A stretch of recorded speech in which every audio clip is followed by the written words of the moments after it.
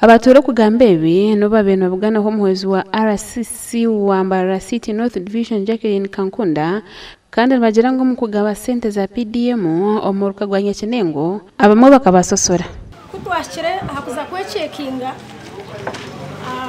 computer zina ryanje ryasanga rimusindirwo mu lete bomwe tumi nyoni nkozesa LOE we yakora LOE yanyereka ngo tine kindi kongeraho computer yanyanga nkoma tuzo mu gihugu abantu makumyabiri bajete hamwe abantu makumyabiri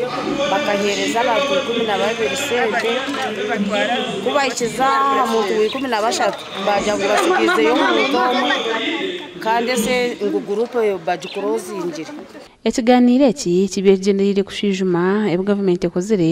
omucyanga eki bitishanjirunga batura aba nibashiteganisibwe kizobukengo utombi nanishimirwa tamukira kakuyabajya nibimuka bajango baza kukorera inguto kuziteka mu Calvert na Maramu bamemamemera hata hanugireo ubwo tubona deshikiremo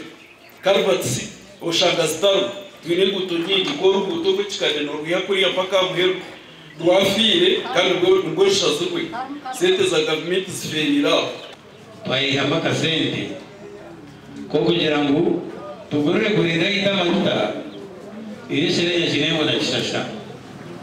ubu hano butakaye kwa government yuno tambe degaye kayo kireba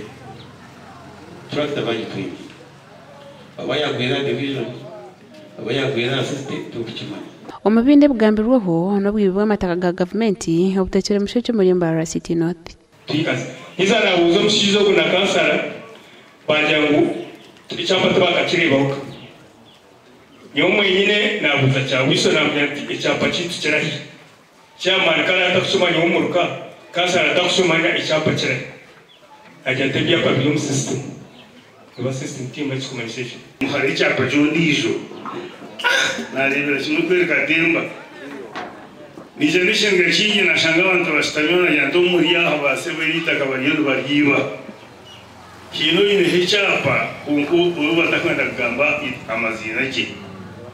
abantu baryaho bagenera kanga bagambira ukitin Samaria munyona nishisho burubwe ebuzo bindi buzibwo muri barazeji ababire bine kubugarukamo babire bataro hariho budget ya Calvert government ishize sente konka Calvert mu nguto zizirwaki abataka mukaka kweterera enduru kwerondera kasente kanyu mugure Calvert so Calvert sikaza hino bazimera ngo muhonyo nizai wa TV West Susan Chelsea.